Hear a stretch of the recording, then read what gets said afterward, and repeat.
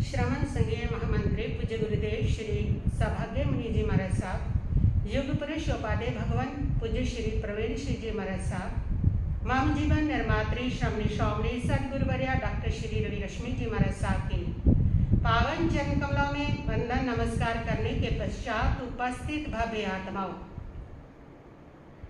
आज हम जेंटलमैन के उस प्रसंग में प्रवेश कर रहे हैं जहां तप तेज से दीप्त 7 मुनियों की आभा ने मथुरा नगरी को रोग मुक्त कर दिया और आत्मबोध की ज्वाला प्रजाजनों के अंतःकरण में जाग उठी। उनके तप में और निष्प्रह जीवन के दर्शन करने मात्र से देवता भी नमन करते हैं। ऐसे उस महान प्रसंग के आज हम चर्चा कर रहे हैं। आज का युग टेक्निक, आधुनिकता और प्रतिस्पर्धा का युग है। इन सब के बीच में मनुष्य की आत्मा सुख शांति के लिए भटक रही है, खोज कर रही है, उसको ढूंढ रही है।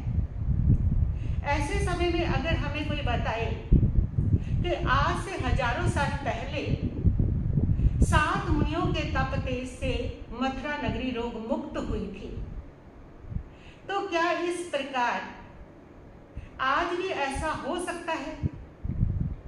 तो उत्तर यही होगा कि हाँ, बिल्कुल हो सकता है। हो ही नहीं सकता बल्कि आजकल ऐसा हो भी रहा है।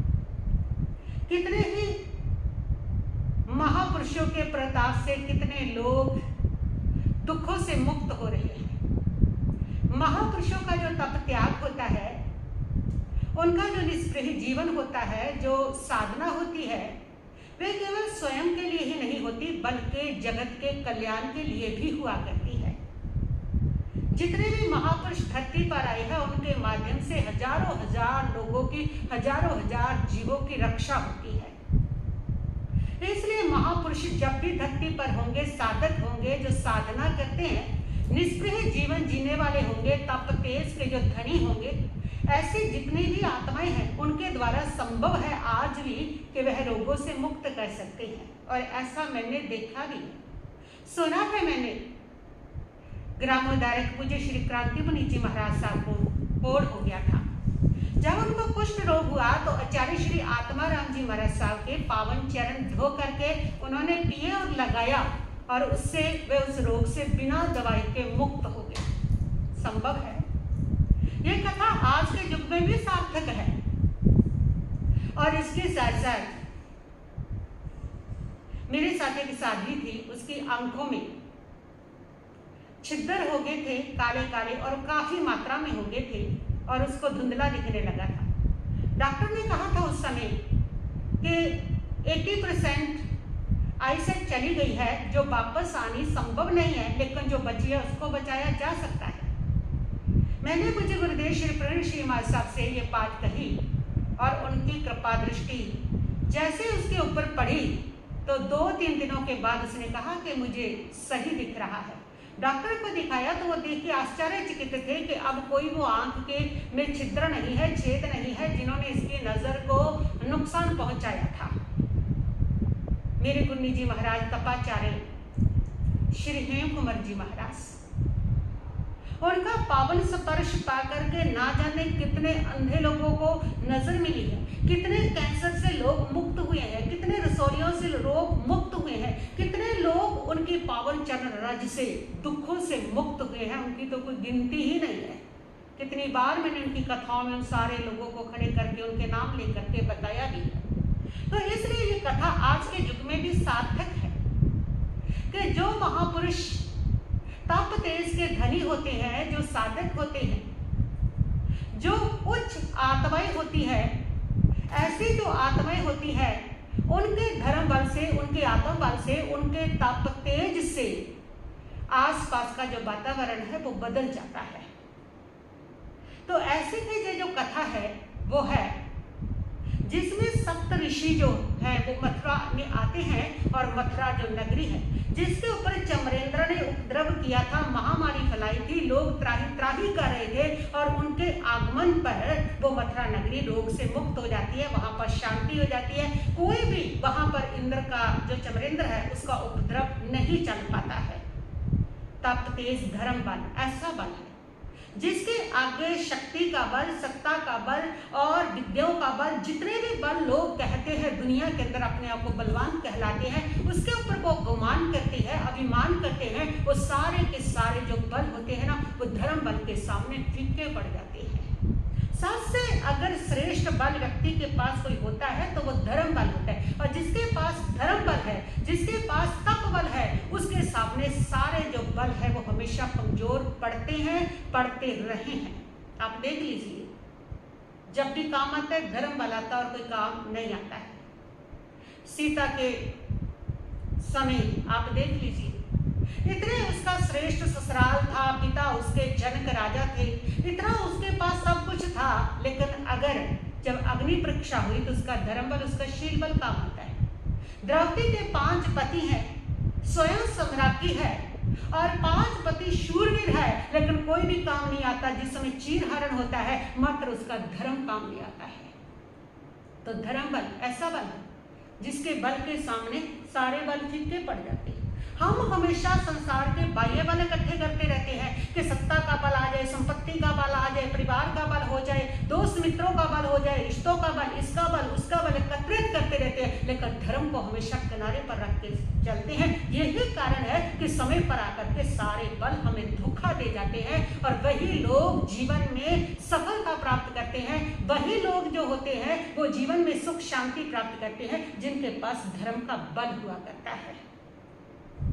वह कौन थे सप्तऋषि जिनके धर्म बल से मथुरा नगरी रोग मुक्त होगी, जिनके धर्म बल के सामने चमरेंद्र का कोई उपद्रव नहीं चला, चमरेंद्र की सारी शक्तियां शक्तिहीन होगी, स्वयं चमरेंद्र की जो आत्मा है उसके अंदर इतना समर्थ ही नहीं रह सका कि वो उसके ऊपर और कोई उपद्रव कर सके। इतना बड़ा रक्षा कवच है वो धर्म बल, इतनी बड़ी सुरक्षा होता है धर्म बल, लेकिन फिर भी हम धर्म बल को साइड पे रखते हैं और बाकी सबके लिए आगे लाइन में लगते हैं कि बाकी बल हम एकत्रित कर लें।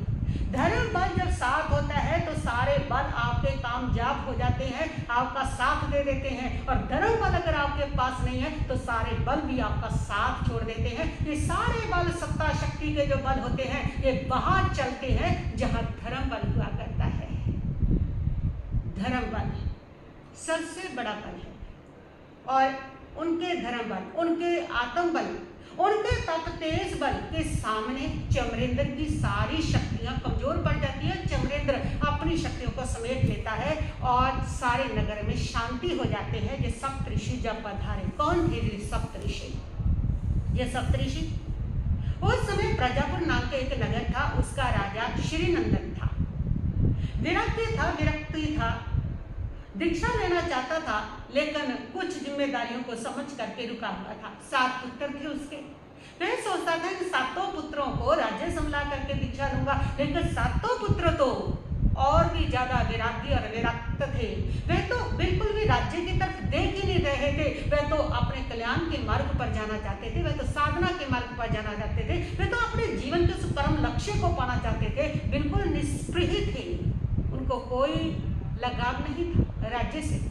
उनकी निष्पृहता को देकर के पिता और निष्पृह हो जाते हैं कि वो तो भरी जवानी में इतने वैरागी है और मैं तो भोग चुका हूं, फिर क्यों नहीं। और तब उनका 8वां पुत्र होता है। 8वां पुत्र भी 1 महीने का ही था, उसका राज्याभिषेक करके वो चल पड़ते हैं। देखिए, 1 महीने के व्यक्ति को छोड़ करके राज्य दे दिया है। जब व्यक्ति विरक्त हो जाता है उस समय वो इस बात के ऊपर परवाह नहीं करता है कि क्या होना है, क्यों होना है, किस लिए होना है, क्या करना है। क्यों? क्योंकि वो जानता है कि जो होना है सब अपना भाग्य लेके आए हैं, वैसा होगा। वे संसार की जिम्मेदारियों के बीच में उलझता नहीं है, और जो इन चीजों में उलझ जाता है कि मैं इस जिम्मेदारी को निभाना, ऐसा ना हो जाए, वैसा ना हो जाए, 1 महीने का बच्चा कैसे पलेगा, कौन सुरक्षा देगा, कैसे सुरक्षा देगा, वो कभी भी आत्म कल्याण की राह पर बढ़ नहीं सकते, क्योंकि ये सारे संसार की माया उनको अपनी तरफ उलझा लेती है। और जो संसार की माया से निकल जाते हैं वही कल्याण के पथ पर चल पड़ते हैं। वैरागी कभी किसी की परवाह नहीं करती। वैरागी को संसार के पदार्थों के प्रति कोई लगाव नहीं होता, इसलिए उनको इन चीजों की कोई परवाह नहीं होती। कोई सत्य को जानते होते हैं, जिनकी आत्मा में ज्ञान जागृत हो जाता है, कोई सत्य को जानते होते हैं कि सब अपना भाग्य और पुण्य के अनुसार जीते हैं। मैं जन्मदाता हूँ, किसी का भाग्य विधाता नहीं हूँ, किसी का कर्मदाता नहीं हूँ। अगर मैं कर्मदाता होता, माता पिता उसके भाग्य विधाता होते, तो कितने जो लोग हैं, कितने जो बच्चे हैं जो नशों में पड़ गए हैं, कितने जो बच्चे हैं जो उसमें चले गए हैं, तो वो कभी भी ऐसे ना होते। रानी चंदना जैसी सती और निर्मल स्मृतव वाली, उसके यहाँ भी कौनक जैसा पुत्र पैदा हुआ, क्योंकि माता पिता जन्मदाता है, भाग्य तो सब अपना लेकर के आया। जो सत्य को समझ लेते हैं कि जो इसका अपना जैसा प्रारब्ध होगा वैसा होगा, और सारी व्यवस्था सब क्या उसका अपना भाग्य, उसका कर्म करता है, सारी व्यवस्था उसकी वह करते हैं। सबके लिए सबके निमित्त तैयार रहते हैं, सबके अंदर अपना पुरुषार्थ होता है, अपनी शक्ति होती है, और वह अपनी उस आत्म शक्ति, अपने पुरुषार्थ के बल पर अपने मार्ग को जैसे मर्जी चुन सकता है। और इसलिए राज्य को ठकरा दिया, उसको राज्य दिया और निकल पड़ते हैं। जो राज्य को ठकराता है वही आत्म राज्य का अधिकारी बनता है, और जो छोड़ नहीं सकता वो कभी भी आत्म राज्य के अधिकारी नहीं बन सकते। व्यक्ति तो एक चाय नहीं छोड़ सकता। उपवास करना हो और उसको कहो कि उपवास करना है, तो वो कहता है कि हमारे साथ चाय की बहुत आदत है, चाय नहीं छूटती, कर तो लूंगा लेकिन चाय नहीं छूटती। जो एक चाय नहीं छोड़ सकते वो आत्म राज्य के अधिकारी कहाँ से बन सकते हैं? आत्म राज्य के अधिकारी बनने वाले जो लोग होते हैं उनको सब त्यागना पड़ता है, सब त्याग देते हैं। उनको किसी के प्रति कोई राग, कोई भी लगाव, कोई भी अटैचमेंट, वो किसी भी चीज पर, बाह्य पदार्थ पर डिपेंड नहीं हुआ करते हैं, वो पूरी तरह से निष्क्रिय हुआ करते हैं। वही आत्म राज्य के अधिकारी बनते हैं। सबसे श्रेष्ठ है जीवन के अंदर त्याग करना सीखे, जीवन के अंदर विरक्त होना भी सीखे। संसार के पदार्थ रखे भोगे, उसको भोगने की कोई बिना ही नहीं है, लेकिन उसके ऊपर डिपेंड रहना, उसके बिना जी ना सकना, उसके बिना रह ना सकना, उसके बिना आकुल व्याकुल हो जाना, ये सबसे खराब स्थिति हुआ करती है। यही स्थिति जो है वो व्यक्ति को बंधन के अंदर बांध लिया करती है, उसको पराधीन बना लिया करती है। देखिए तो सही, जो चाय नहीं छोड़ सकते वो चाय के कितने गुलाम हैं। एक वस्तु है जिसके वो इतने गुलाम हो गए हैं कि उसके बिना वो बेचारे उपवास भी नहीं कर सकते हैं। कितनी गुलामी है उसकी। तो ये गुलाम किसने बनाया? उस आसक्ति ने, उस राग ने, जिसके वो ऊपर डिपेंड हो गए हैं, उसने उसको उसका इतना गुलाम बनाया है। और जो आत्म बलि होते हैं वो कभी किसी पर डिपेंड नहीं होते। जिसका आत्मबल जितना कमजोर होता है वो निर्भर होता है वस्तुओं पर, स्थान पर, संबंधों पर, वो निर्भर हुआ करता है। और जो निर्भर होता है व्यक्ति, वो कभी भी स्वतंत्र नहीं हो सकता है। स्वतंत्रता का जीवन तो वही जी सकता है, अनंत का जीवन तो वही जी सकता है जो निर्भर नहीं हुआ करता है, वही स्वतंत्रता का जीवन जी सकता है। और राजा जो है 7 पुत्रों के साथ चले गए हैं, दीक्षा ली, आत्म कल्याण के मार्ग पर बढ़ गए, निग्रंथ मुनि बन गए हैं। और राजा जो है पिता, उसने इतनी तपस्या की कि उसी भाव में उन्होंने शीघ्र ही मोक्ष को प्राप्त कर लिया। और ये 7 पुत्र जो है, ये 7 पुत्रों ने इतना घोर तप किया कि चारण रिद्धि के धारी, जंगाचार रिद्धि के धारी, काश मार्ग से आ जा सकना, इस प्रकार अनेक प्रकार की जो रिद्धियां हैं उनके चरणों में सहज आने लगी। इन रिद्धियों को, इन शक्तियों को उन्होंने कोई सिद्ध नहीं किया। जो सिद्ध करता है उसमें कर्म बंध है, उसमें राग है, उसमें कांक्षा है, उसमें वासना है, उसमें इच्छा है। और जो सहज आती है उसमें कर्म निर्जरा है। उन्होंने सिद्ध नहीं किया, उनके तप के प्रभाव से सहज ये सारी रिद्धियां, सारी सिद्धियां उनके चरणों में लौटने लगी। विश्व की जितनी भी रिद्धियां सिद्धियां हैं, जितनी भी शक्तियां हैं, इनको साधने की कोई आवश्यकता नहीं। जिस समय तुम निष्प्रिय जीवन जीते हो और इन सब से विरक्त हो जाते हो, जिस समय तुम पूरी तरह से आध्यात्मिक आत्मिक रूप से ऊपर उठ जाते हो, ये सारी की सारी जो सिद्धियां हैं उसके चरणों में रहने के लिए तो तरसती है, उसके पास पहुंचती है, ये स्वयं उसकी सेवा करना चाहती है। बस जीवन जीना सीखो तो सही, निष्प्रह जीवन कैसे जिया जा सकता है। बिल्कुल बंधन से मुक्त मत बंधो, किसी पदार्थ से, किसी संबंध से, किसी रिश्ते से, किसी भी वस्तु से, किसी मकान दुकान से, कहीं से भी, सिर्फ अपनी आत्मा के साथ, जहाँ तक अपनी देह से भी मत बंधो, अपने सुख से मत बंधो, बिल्कुल स्वतंत्र, सिर्फ अपने आत्म स्वरूप आत्म विकास के लिए। और ऐसा जब आप जीवन जीते हैं कि आप पदार्थ को, पर पदार्थ को जान लेते हैं कि ये मेरा नहीं है, इस पर मुझे निर्भर नहीं रहना है, जब आप ऐसी स्थिति में आ जाते हैं, तब आपकी आत्मा का विकास होता है, तब आपका आत्म बल बढ़ता है। और ऐसा ही जीवन वो सप्त महर्षि जी रहे और उनके पास विद्याचरण, चारण रिद्धि इत्यादि अनेक सिद्धियां आ गई। इस सिद्धियों के बल से वह दूर दूर तक आकाश मार्ग से गोचरी के लिए जाते थे, परिभ्रमण करते थे, गिरी में कंदराओं में रह करके तपस्या करते थे, बिल्कुल निष्प्रिय जीवन थे, सच्चे साधक थे, उच्च कोटि की उनकी आत्मा बहुत उच्च अवस्था तक पहुंची हुई थी। और इस प्रकार वो सातों सप्त ऋषियों के नाम से प्रसिद्ध हुए। दुनिया के अंदर उनको सप्त ऋषि कहा जाता है, जैसे काश मंडल में सप्त ऋषि कहे जाते हैं, इसी प्रकार सप्तमंडल कहा जाता है, ऋषि मंडल कहा जाता है, उसी प्रकार वे भी सप्त ऋषि प्रसिद्ध हुए। और वही सप्त ऋषि विचरण करते करते मथुरा में पहुंच गए। मथुरा के बाहर एक गिरी कंदरा थी, उसमें उन्होंने स्टे किया और चतुर्मास काल भी आ ही पहुंचा था। उन्होंने सोचा चतुर्मास काल आ गया है तो क्यों ना ये चतुर्मास जो है ये मथुरा में ही कर लिया जाए। और जैसे उन्होंने उस मथुरा के अंदर अपना स्टे किया, उनके तप बल के प्रभाव से, उनकी साधना के प्रभाव से इंद्र की सारी दुष्ट शक्तियां वहां से पलायन कर गई और लोगों के सारे जो रोग हैं वो समाप्त हो गए। सच्चे संत जिस धरा के ऊपर अपने चरण रख देते हैं, उस धरा पे सारी जो आपदाएं हैं वो अपने आप समाप्त हो जाया करती है। संतों की जो साधना होती है वो उनका जीवन स्वयं के लिए ही नहीं होती, उनका जो साधना होती है हजारों जीवों की रक्षा सुरक्षा उनके कल्याण के लिए भी हुआ करती है। इसीलिए परमात्मा ने साधक को तिन्नानम तार्यानम कहा है कि वो स्वयं भी करते हैं, अनेक जीवों को भी तारते हैं। ऐसा उनका जीवन होता है, हजारों जीवों की सुरक्षा करते हैं, उनकी कष्टों से रक्षा करते हैं। तो उनके तप के प्रभाव से मथुरा का कष्ट भी दूर हो गया और वह गोचरी को जाते थे, दूर दूर चले जाते थे, आकाश मार्ग से गोचरी करके आ जाते थे, बेलना करते थे, तेला करते थे, 15 उपवास, कभी कितने उपवास किए। जब पारना होता था सातों भाइयों का, आकाश मार्ग से चले जाते थे। और एक दिन उन्होंने तेले का पारना किया और अयोध्या की ओर चले गए। अयोध्या में अर्हत दासिक सेठ रहता था, जिन धर्म का अनुयायी था, उसके जहां पर वो निर्दोष गोचरी दे करके उसके घर में पहुंच गए।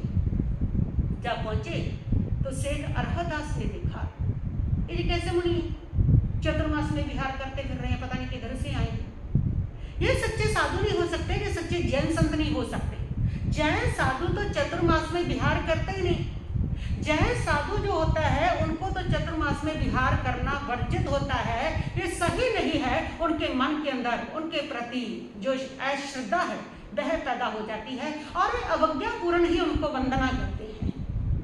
वंदना सत्कार से भी होती है और वंदना अनादर से भी होती है। आप भी कई बार जब ऐसे दोष देखते हुए किसी संत को वंदना करके आते हैं तब अनादर से करके आते हो और सारे भाव व्यक्ति के चेहरे पर आ जाते हैं। वंदना कैसी की है? वंदना पूरी श्रद्धा से भी होती है, वंदना उदासीन भाव से भी होती है, वंदना अनादर से भी होती है। अब इधर जो है उसकी वंदना तो उसने की लेकिन अवज्ञा से की। पहले तो उसने सोचा कि इनसे पूछूं कि क्या करते फिर रहे हैं, चतुर्मास में विहार करते फिर रहे हैं, ये कल्प है क्या तुम्हारा कोई? फिर उसने सोचा कि कौन मुंह लगे फालतू का संकलेश होगा, फालतू का बतंडावाद खड़ा होगा, चलो छोड़ो इसको। व्यक्ति कभी कभी ज्ञान के अभाव के कारण पुण्य आत्माओं की अवहेलना कर लेता है। अज्ञान के कारण जो व्यक्ति महापुरुषों की अवहेलना करता है वो पश्चाताप अवश्य करता है। इसलिए परमात्मा ने कहा है कि सबसे बड़ा पाप ही अज्ञान है। अज्ञान ही है तुम्हारा जो तुम्हारे से पुण्य आत्माओं की, महापुरुषों की स्थापना करवा देता है। ये तुम्हारा अज्ञान ही है, अज्ञान ही है, जिसके कारण तुम अधर्म को भी धर्म समझ करके कर लेते हो। जो तुम्हारा अज्ञान ही है, अज्ञान ही है, जिसके कारण सच्चे संत को भी हम कभी कभी असाधु कह देते हैं। उसके भीतर की आत्मा की उच्चता को नहीं देख पाते। ये हमारा सारा अज्ञान ही है। और अज्ञान के कारण जो भी हमने जब भी किया है, जो भी किया है, उस अज्ञान का खामियाजा हमने यही भुगता है कि हमें हर बार पश्चाताप करना पड़ा है, उसका दुख भोगना पड़ा है। और उन्होंने इस प्रकार अवज्ञा की। श्री अरहदास जैसे जो लोग हैं ना, वो आज भी आपको गली गली में मिल जाएंगे, हर जगह मिल जाएंगे, हर स्थान पर आपको मिल जाएंगे, जो दूसरे के बाह्य क्रिया को देख के, बाह्य रूप को देख के, बाह्य आचरण को देख के, उसकी परिस्थितियों को देख करके जजमेंट लगा लेते हैं। ऐसे लोग आपको जगह जगह मिल जाएंगे, जो तगमा देते फिरते हैं उसके बाह्य आचरण को देख करके कि कौन कितना ऊंचा है और कौन कितना नीचा है। आपको जगह जगह अरहत से जैसे मिल जाएंगे वो लोग आपको, क्योंकि वो जो लोग होते हैं सिर्फ बाह्य आचरण के हिसाब से वो आपको सर्टिफिकेट देते हैं। उनके पास वो ताकत नहीं होती, उनके पास या किसी के पास नहीं है जो आत्मा की उच्च स्थिति को नाप सके कि किसकी आत्मा कैसी परिस्थिति में रह करके भी उच्च अवस्था में है और किसकी आत्मा बहुत बाह्य श्रेष्ठ आचरण में रह करके भी आत्मा गिरी हुई है। ये पैमाना उनके पास नहीं होता, किसी के पास नहीं होता। लेकिन जो अज्ञानी है वो सारे बाह्य आचरण के आधार पर सर्टिफिकेट देते हैं, जगह जगह मिलेंगे आपको। और ये आपके आज के सोशल मीडिया में भी है। आपके सोशल मीडिया पर आज क्या होता है कि कोई भी आपने वीडियो देखी, कोई भी ज्ञान सुन लिया आपने, कोई भी तस्वीर आपने उस पर देखी, बस उसको देख करके अपने सारी धारणा रूप विचार वैसा बना लेते हैं कि ये ऐसा ही है। ना सोचते हैं, ना विचारते हैं, ना सत्य को जानते हैं। बस उस वीडियो को देखा, वैसा बना लिया। और बनाने के बाद फिर क्या होता है, फिर शुरू होता है उसके ऊपर आलोचना, मजाक और ट्रोलिंग शुरू होती है। जहाँ सत्य पता चलता है तब समय बीत चुका होता है, जब बहुत ज़्यादा व्यक्ति को शर्मिंदगी भी सहन करनी पड़ती है। आज के सोशल मीडिया के युग में भी है। इसलिए सत्य को जाने बिना किसी की जजमेंट मत करें। सबसे पहले सत्य को समझ ले। जो सत्य को जानता है वो अपने आप जजमेंट करता भी नहीं है। सत्य को जानने वाला जो व्यक्ति है अनेकांतवादी हो जाता है, वह एकांत को पकड़ता भी नहीं है। जब सत्य हमारे जीवन में नहीं होता तब हम एकांत को पकड़ते हैं। तो सत्य को जाने बिना कभी किसी की जजमेंट करना भी मत। किस व्यक्ति की कैसी साधना, कैसी तपस्या है, हर व्यक्ति की अपनी कहानी है, उसका अपना संघर्ष है, उसकी अपनी तपस्या है जो हमें दिखाई नहीं देती। तो आप कैसे उसका सत्य जाने बिना, जो हमें दिखाई नहीं देता, उसका संघर्ष, उसकी तपस्या, उसकी कहानी, उसकी अंतरात्मा की स्थिति जो हमें दिखाई नहीं देती, तो कैसे हम उसकी जजमेंट कर सकते हैं। इसलिए कभी किसी की जजमेंट बिना सत्य को जाने, जब तक सब में ज्ञान नहीं हो जाता, समक्तव नहीं हो जाती, तब तक आप जजमेंट करना भी मत। यही जजमेंट आपका कर्म बंद करवा सकती है। और कभी भी आप प्रतिक्रिया ना दें। चिंतन करें, चिंतनशील बने, लेकिन प्रतिक्रिया ना दें। आप जो भी जान रहे हैं ना, उसको जाने, समझे, देखे अच्छे से, और जब जान समझ दे करके फिर प्रतिक्रिया दे। ऐसे ही बाह्य स्थितियों को देख करके कभी अपनी प्रतिक्रिया ना दे। कभी किसी के धर्म पर, किसी के संयम पर, किसी की साधना पर, उसके साधुत्व पर अपनी टिप्पणी ना करें, बल्कि आत्मचिंतन करें।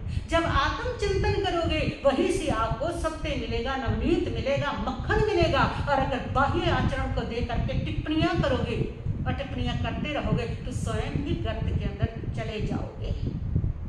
इसलिए कभी किसी पर टिप्पणी मत करना, बल्कि आत्मचिंतन करना। आत्मचिंतन से तुम्हें बहुत कुछ मिलेगा। आत्मचिंतन से तुम्हें एनर्जी मिलेगी, पावर मिलेगी, कर्म क्षय होंगे, पुण्य का खजाना मिलेगा। लेकिन टिप्पणियों से तुम्हारे हिस्से में सिर्फ और सिर्फ पाप आएगा। क्यों? क्योंकि हम इतने ध्यानी नहीं है जो सत्य को जान सके।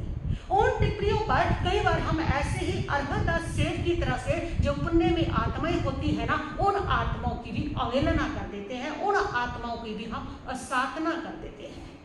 और तब अर्हदास सेठ की जो पत्नी थी वो बहुत समझदार थी। उसने भक्ति पूर्वक उन मुनियों को आहार बहराया और मुनि वहां से अयोध्या में द्युति नाम के एक आचार्य विराजमान थे, उनके पास आए। और जब वो आए तो आचार्य उनको देख के खड़े हो गए उनके स्वागत में, उनको आसन दिया। लेकिन उनके जो शिष्य थे उनको भी यही लगता है कि ये चतुर्मास में विहार करते कर रही है, अकाल गमन कर रहे हैं, ये कैसे साधु हैं, वो वंदना भी नहीं करते, हाथ भी नहीं जोड़ते, यही खड़े रहते हैं, उसको देखते रहते हैं कि जो सच्चे मुनि नहीं है। बाह्य आचार को देख करके, बाह्य क्रिया को देख करके, और वो उनको ये सर्टिफिकेट दे रहे हैं कि ये सच्चे साधक नहीं है, ये संयम में दोष लगा रहे हैं। उनकी अंतरात्मा की स्थिति को नहीं देख रहे हैं, उनकी अंतरात्मा की स्थिति को देख रहे हैं तो वो महाज्ञानी सिर्फ आचार्य देख रहे हैं। उन्होंने स्वागत किया और उसके बाद आहार वगैरह करने के लिए कहा। वो लेके आए थे, उन्होंने आहार किया, पूछा कहाँ से आई हो, कहाँ गए हो, अपने पवित्र चरणों से किस भूखंड को पवित्र कर रहे हो। उन मुनियों ने बताया कि हम मथुरा से आए हैं, मथुरा ही जाएंगे और मथुरा में ही हमारा चतुर्मास है। और ये कह करके वो मुनि आकाश मार्ग से चल पड़े।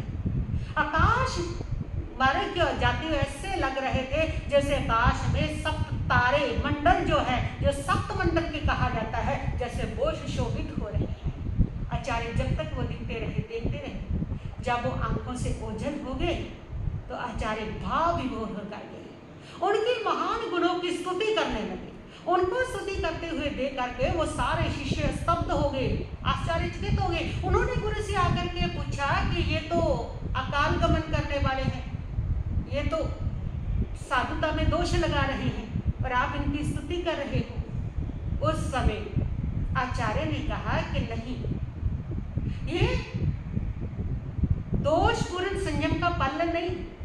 तो बाह्य आचार को मत देखो, इनका जीवन इतना महान है, इनकी आत्मा की स्थिति इतनी उच्च है, इतनी उच्च स्थिति है कि उस उच्च स्थिति के कारण ही इनको ये चारण विद्या है, इनके पास रिद्धियां है, सिद्धियां है, आकाश मार्ग से आ जा सकते हैं। ये आत्मा की वो पावर, वो शक्तियां इनकी प्रकट हो गई हैं और वो शक्तियां जो है आत्मा की, वो आत्मा की सहज स्थिति है, आकाश मार्ग से चले जाएगी, हलुकर्मी होगी है आत्मा।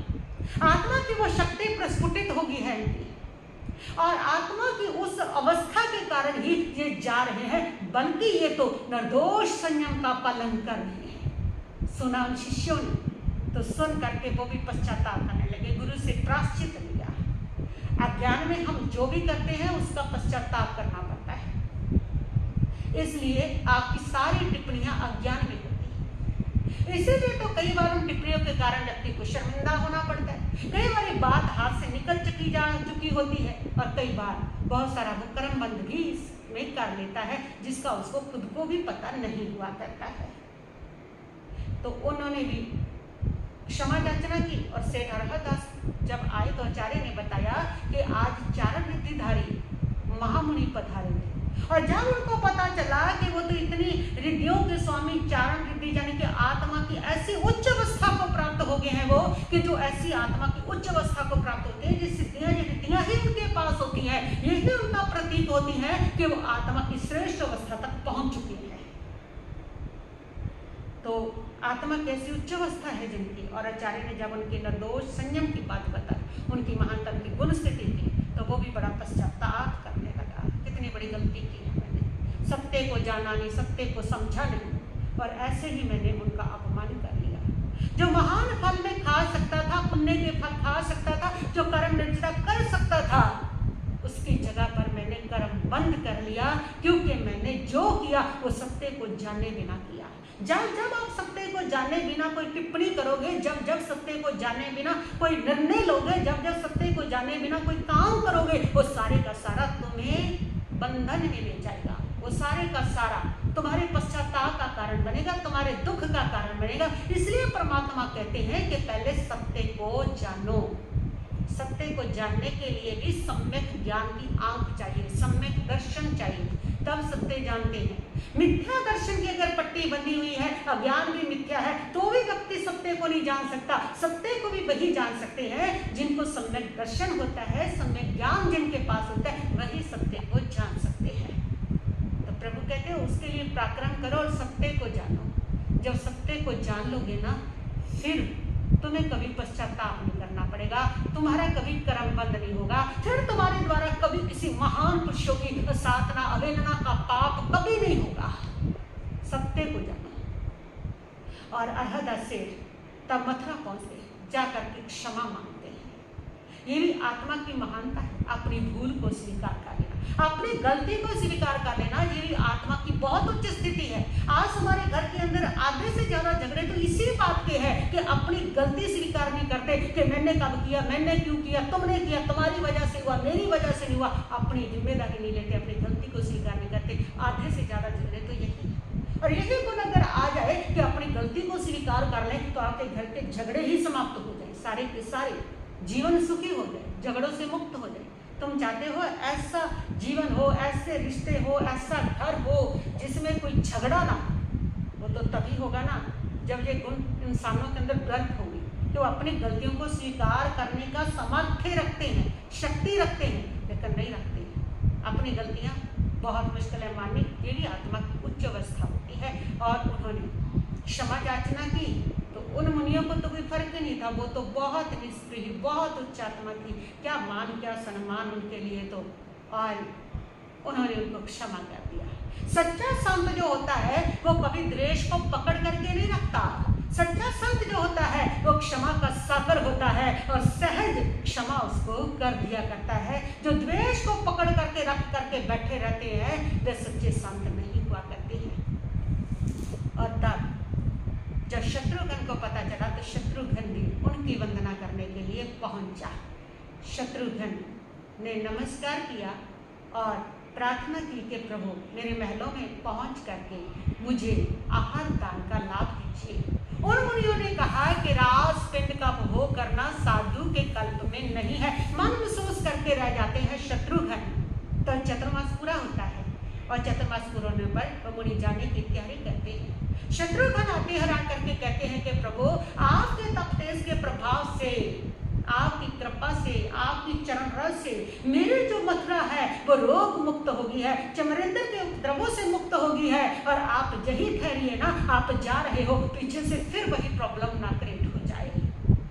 तो मुनिवर कहते हैं संत जो होते हैं वह तो विहार करने वाले होते हैं, एक स्थान पर नहीं ठहरते। आज जहाँ कल वहाँ, ये तो हमारी विहार चर्या है, हमने तो जाना ही है।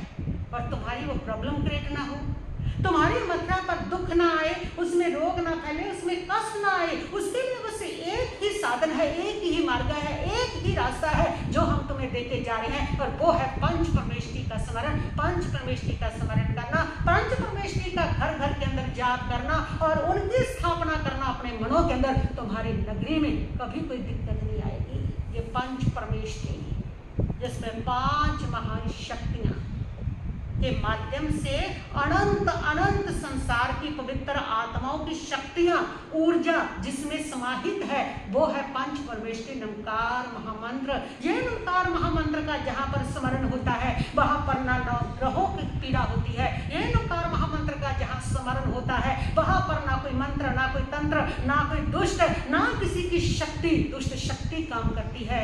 ये नमकार महामंत्र जहां होता है वो मौत को भी पराजित कर दिया करता है।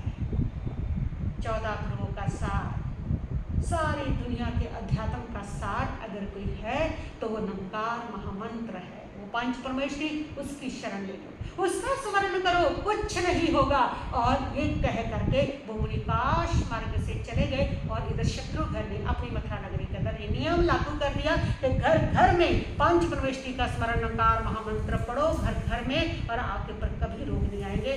और वह पूरी मथुरा के अंदर नमकार महामंत्र की ध्वनियां प्रतिदिन गूंजती थी, हर घर के अंदर नमो अरिहन्तानं नमो सिद्धानं नमो आयर्यानं नमो योगजायानं नमो लोये सब साहुनं नमो अरिहन्तानं नमो सिद्धानं नमो आयर्यानं नमो योगजायानं नमो लोये सब साहुनं।